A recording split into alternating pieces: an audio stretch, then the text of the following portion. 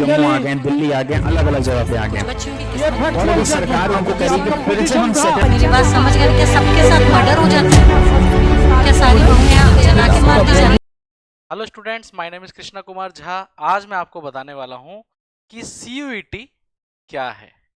ठीक है, ये सीयूईटी क्या है। ठीक है, सीयूईटी के बारे में एक एक चीज बताऊंगा आपको कि क्यों सीयूईटी जरूरी है और इसकी तैयारी जो है क्यों जरूरी है पहले से ही, और इसके बारे में डिटेल पता होना चाहिए कि जब हम इसका फॉर्म फिल करते हैं, कुछ भी एनालिसिस करते हैं, तो पता होना चाहिए हमें कि सीयूईटी क्यों कराया जा रहा है, कराया जाता है और कराया जाएगा। ठीक है, देखिए सीयूईटी जो होता है, इसकी पूरी फुल फॉर्म जो होती है central university entrance test. Central university entrance test ये दो प्रकार का होता है। ठीक है, ये टू टाइप का होता है। एक होता है सीयूईटी यूजी और एक होता है सीयूईटी पीजी। ठीक है, सीयूईटी यूजी और सीयूईटी पीजी।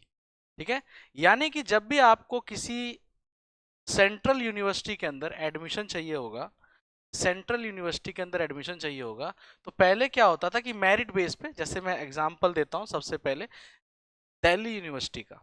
दिल्ली यूनिवर्सिटी में पहले क्या होता था कि मेरिट बेस पे एडमिशन हो जाता था। जैसे कि अगर मैं नॉर्मल ग्रेजुएशन की बात करूं, ठीक है, डिटेल में देखना एकदम बढ़िया तरीके से। सपोज करो कि मैं नॉर्मल ग्रेजुएशन की बात कर रहा हूँ, एडमिशन चाहिए दिल्ली यूनिवर्सिटी के अंदर।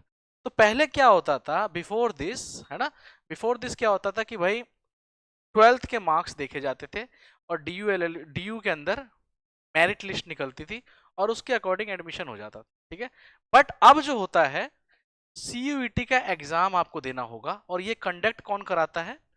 ये कंडक्ट कराता है एनटीए, नेशनल टेस्टिंग एजेंसी।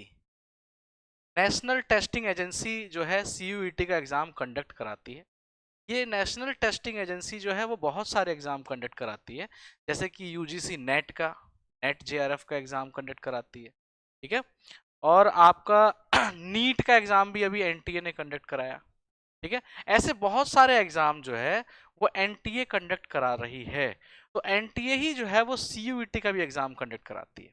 ठीक है, अब ये मैंने आपको बताया कि सीयूईटी यूजी और सीयूईटी पीजी, ठीक है, वो दोनों में क्या डिफरेंस है, सीयूईटी यूजी और सीयूईटी पीजी।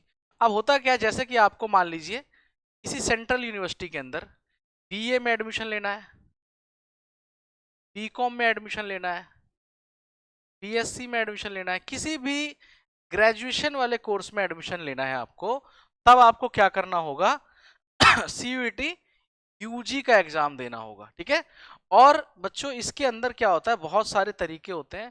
यानी बहुत सारे बच्चे ये पूछते हैं कि सर सीयूईटी यूजी का जब मुझे फॉर्म भरना है, तो उस फॉर्म में क्या मैं जो 12th में पढ़ा हुआ हूँ सब्जेक्ट, जो सब्जेक्ट मैंने 12th में पढ़े हुए हैं, क्या सीयूईटी यूजी के अंदर वही वाले सब्जेक्ट फिल कर सकता हूँ? और जैसे कि दिल्ली यूनिवर्सिटी के अंदर, दिल्ली यूनिवर्सिटी के अंदर होता था पहले, मेरिट जब निकलती थी तो 4 सब्जेक्ट काउंट होते थे। ठीक है, कितने सब्जेक्ट काउंट होते थे? 4। 4 में एक लैंग्वेज और 3 अदर सब्जेक्ट काउंट होते थे। ठीक है, तो सीयूईटी यूजी का जब आप फॉर्म फिल करेंगे और सीयूईटी यूजी का जब फॉर्म भरेंगे आप, और किसी सेंट्रल यूनिवर्सिटी में रेगुलर कॉलेज में आपको एडमिशन चाहिए होगा जहां पे सीयूईटी की रिक्वायरमेंट होगी, वहां आपको 4 सब्जेक्ट फुलफिल करने होंगे, 4 सब्जेक्ट का फॉर्म भरना होगा जरूरी। उसके अलावा आप एक्स्ट्रा भी भर सकते हो, जो टॉप के आपके मार्क्स आए होंगे सीयूईटी यूजी के अंदर एंट्रेंस एग्जाम के अंदर, उसे काउंट कर लिया जाएगा। ठीक है, और अब जरूरी है कि कहीं कहीं पे मान लीजिए कि हमने 8 सब्जेक्ट भरे हुए हैं टोटल एग्जाम देने के लिए, जिसके अंदर एक लैंग्वेज तो सेलेक्ट कर लिया जाएगा। ठीक है, एक लैंग्वेज सेलेक्ट कर लिया जाएगा, उसके बाद बाकी के टॉप 3 जो हैं वो सेलेक्ट कर लिए जाएंगे। अब एक बात आती है, मान लीजिए कहीं कहीं पे मान लीजिए कि उसमें मैथ भी जरूरी है और लैंग्वेज भी जरूरी है, तब आपका जो एक लैंग्वेज हटाने के बाद बाकी के जो 7 सब्जेक्ट बचते हैं, उस 7 सब्जेक्ट में से एक मैथ्स भी लेंगे पहले, फिर बाकी के जो 2 सब्जेक्ट बचेंगे आपके, उसमें जो बाकी के सब्जेक्ट आपके रिमेनिंग है उसमें से टॉप 2 उठा लेंगे। ठीक है, इस तरह से सब्जेक्ट सिलेक्शन होगा आपका। ठीक है, आप मिनिमम 4 सब्जेक्ट फिल करेंगे, मिनिमम 4 सब्जेक्ट की तैयारी करेंगे, और मैक्सिमम 8 सब्जेक्ट की तैयारी करेंगे। होता क्या था, पहले क्या होता था, 12th में किसी वजह से किसी बच्चे के 50 से 60% मार्क्स रह जाते थे, ठीक है। 12th में किसी वजह से 50 से 60% मार्क्स रह जाते थे, लेकिन अब क्या हो रहा है कि अगर किसी बच्चे के इतने मार्क्स रह गए हैं तो उसका एडमिशन जो है रेगुलर कॉलेज में नहीं हो पाता था, सेंट्रल यूनिवर्सिटी के टॉप के कॉलेज में नहीं हो पाता था, ठीक है। लेकिन अब जो है सीयूईटी का एग्जाम दे दो, 60% वाला बच्चा भी अगर सीयूईटी की प्रिपरेशन अच्छे से कर लेता है तो वो आराम से वो किसी भी रेगुलर कॉलेज में एडमिशन ले पाएगा। बाई चांस उसके नंबर कम आए थे 12th क्लास में, लेकिन उसके बाद भी वो ये एग्जाम दे करके रेगुलर कॉलेज में एडमिशन ले लेता है। अब इसमें बीए, बीकॉम, बीएससी भी होता है, प्लस में इसमें बीए एलएलबी भी होता है, बीबीए एलएलबी भी होता है, ठीक है। अब ये बीए एलएलबी करने के बाद आपको कहाँ कहाँ एडमिशन मिलेगा सीयूईटी यूजी के एग्जाम देने के बाद देखिए, एक तो इलाहाबाद यूनिवर्सिटी इसमें एग्जाम लेती, इलाहाबाद यूनिवर्सिटी भी सीयूईटी के थ्रू एडमिशन ले लेती है। यूजी का कह रहा हूं मैं, ठीक है। वो सिर्फ 3 ईयर एलएलबी नहीं, 5 ईयर एलएलबी जो है इलाहाबाद जो है वो क्या करती है, वो सीयूईटी यूजी के थ्रू अपना ले लेती है, ठीक है।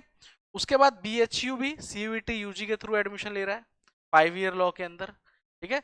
इस तरह से और भी यूनिवर्सिटीज हैं, जैसे आईपी यूनिवर्सिटी भी स्कोर कंसीडर करता है सीयूईटी यूजी का, और क्लैट का भी करता है वो अपने यहाँ बीए एलएलबी करने के लिए और बीबीए एलएलबी के लिए, बट सीयूईटी यूजी का भी वो स्कोर कंसीडर करता है, ठीक है। तो कुल मिलाकर के सीयूईटी यूजी की ये चीजें हैं, कॉन्सेप्ट क्लियर आपके सामने। अब जो है मैं सीयूईटी पीजी के बारे में डिस्कस, ठीक है। सीयूईटी पीजी में क्या होता है कि आपको आफ्टर ग्रेजुएशन आपको ये फॉर्म फिल करने को मिलता है, ठीक है। यानी कि अगर आपने नॉर्मल ग्रेजुएशन कर लिया है और आप जब फॉर्म भरने जाएंगे तो आप फॉर्म फिल करेंगे सीयूईटी पीजी का, ठीक है। और इसके अंदर सब्जेक्ट कोड दिए रहेंगे, आप जिस भी कोर्स के लिए एडमिशन में लेना चाहते हैं नोटिफिकेशन में, मैं एग्जांपल आपको दे रहा हूं, ठीक है। उस नोटिफिकेशन में चेक करेंगे कि आपके कोर्स के लिए क्या सब्जेक्ट की रिक्वायरमेंट है, ठीक है। जैसे कि एग्जांपल के तौर पे मैं आपको एलएलबी के लिए बताता हूं, ठीक है। सपोज करें आप एलएलबी करना चाहते हैं या फिर एमबीए करना चाहते हैं, ठीक है, या फिर लाइब्रेरी साइंस का कोर्स करना चाहते हैं, ठीक है, वो ग्रेजुएशन के बाद होता है, ठीक है। आफ्टर ग्रेजुएशन वो लाइब्रेरी साइंस का भी कोर्स होता है, ठीक है, क्लियर है। अब एलएलबी, एमबीए, लाइब्रेरी साइंस, इस तरह के बहुत सारे कोर्स एडमिशन होते हैं। अब इसके अंदर एडमिशन कहाँ कहाँ होते हैं, जैसे जेएनयू के अंदर भी एडमिशन लिया जा रहा है, जवाहरलाल नेहरू यूनिवर्सिटी के अंदर एडमिशन लिया जा रहा है। मेरिट के बेस पे जब होता था बहुत ज़्यादा हाईफाई नंबर लाने पड़ते थे, बट सीयूईटी पीजी के थ्रू आप जेएनयू जैसे प्रतिष्ठित संस्थान में भी एडमिशन ले सकते हैं। उसके बाद डीयू के अंदर आप एलएलबी कर सकते हैं, डीयू के अंदर एलएलबी कर सकते हैं by giving this CUET PG entrance exam, ठीक है। अब मैं LLB, MBA, library science as a example आपके सामने रख रहा हूं ताकि आपको अच्छे से समझ में आए, ठीक है। देखिए क्या होता है कि एलएलबी के लिए एक पेपर कोड होता है, ऐसे बहुत सारे कोर्सेज के लिए पेपर कोड होता है। मैं एलएलबी एज ए एग्जांपल आपके सामने ले रहा हूं, और उसकी तैयारी आपको करनी चाहिए स्टार्टिंग से, जो भी आप कोर्स करना चाहते हैं, ठीक है। एलएलबी अगर आप करना चाहते हैं तो आपको एक पेपर कोड होता है COP11, ठीक है। इसको हम जनरल टेस्ट के नाम से भी जानते हैं, ठीक है। मैं यहां दिखाता हूं आपको कि सीयूईटी पीजी के अंदर, अब मैं थोड़ा डिटेल में आपको अच्छे से एक्सप्लेन करता हूं। सपोज करो आपको एलएलबी करना है और एमबीए करना है, ठीक है, एलएलबी करना है और एमबीए करना है, या फिर आपको बी लाइफ साइंस, ठीक है, ये करना है, क्लियर है। अब LLB, MBA, bachelor in library science, ठीक है, ये मैं आपको एग्जांपल के रूप में समझाता हूँ सीयूईटी पीजी। अब आपको अगर एलएलबी करना है तो सीयूईटी पीजी का जैसे ही आप फॉर्म फिल करेंगे तो उसके अंदर एक पेपर कोड आपको सेलेक्ट करना होगा, वो पेपर कोड होता है COQP11, ठीक है। और अगर आपको एमबीए करना है, किसी सेंट्रल यूनिवर्सिटी से, तब आपको कौन सा पेपर सेलेक्ट करना होगा, तब आपको करना होगा COP12, ठीक है, COQP12। अगर आपको बड़े लेवल में, बड़े टॉप के कॉलेज से आपको, जैसे हैदराबाद यूनिवर्सिटी में बता रहा हूँ आपको, लास्ट ईयर बहुत सारे बच्चों ने हैदराबाद यूनिवर्सिटी में अप्लाई किया था, ठीक है, तो MBA उन्होंने वहां से किया, मतलब एडमिशन ले लिया, तो COQP12 अगर आपको, मतलब आप यहाँ से फिल कर सकते हो COQP12 फॉर्म को, ठीक है। उसका सिलेबस भी लगभग थोड़ा डिफरेंस होता है 11 और 12 के अंदर, बिकॉज वो MBA कोर्स है और ये LLB कोर्स है, तो थोड़ा सा डिफरेंस होता है, ठीक है। अब मैं आपको बताऊं, जैसे कि लाइब्रेरी साइंस है, इस लाइब्रेरी साइंस के लिए भी आपको COQP11 ही कोर्स, मतलब कोड सेलेक्ट करना होता है। अब इसमें और उसमें डिफरेंस क्या है वो आपको समझ में आ गया, बिकॉज ये MBA कोर्स है और वो लाइब्रेरी साइंस और LLB और अदर भी सब्जेक्ट है काफी, जिनके लिए COQP11 सेलेक्ट किया जाता है। अब हर किसी के लिए एलिजिबिलिटी क्राइटेरिया होता है, जैसे अगर मान लीजिए LLB करना है आपको, then you should score 50% in your graduation, है ना, आपके ग्रेजुएशन में 50% मार्क्स होने चाहिए if you are from general category, and if you are from other category then you have to score minimum marks as 40%, 45%, okay, clear.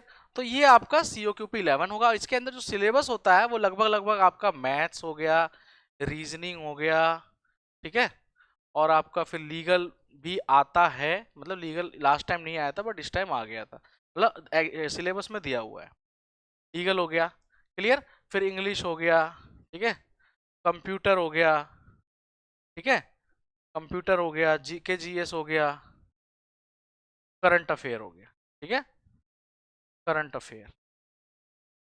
इस सब की तैयारी जो है बच्चों, अगर आपको ये इतनी डिटेल में आपको पता होने के बावजूद भी अगर आप अच्छे से तैयारी नहीं स्टार्ट करेंगे तो सिलेक्शन इतना आसान नहीं है। चाहे हम कितना भी कह लें कि सिलेक्शन आसान है, सिलेक्शन आसान है, लेकिन जब तक आप इसको डीप में जान करके, इसके बारे में डिटेल में पता ना करके और तैयारी स्टार्ट नहीं करेंगे, तब तक आपका सिलेक्शन बहुत टफ हो जाए, ठीक है।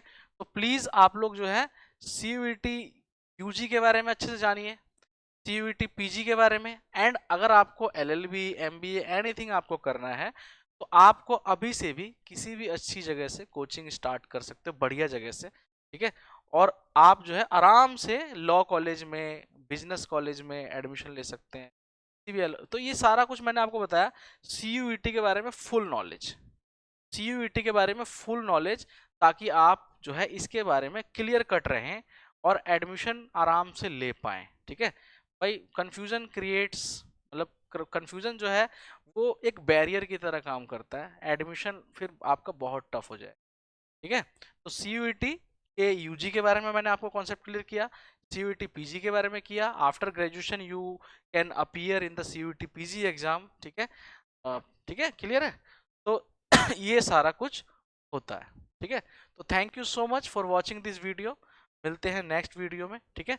शेयर, सब्सक्राइब एंड लाइक जरूर कर देना। Thank you so much, bye bye. Subscribe for more content.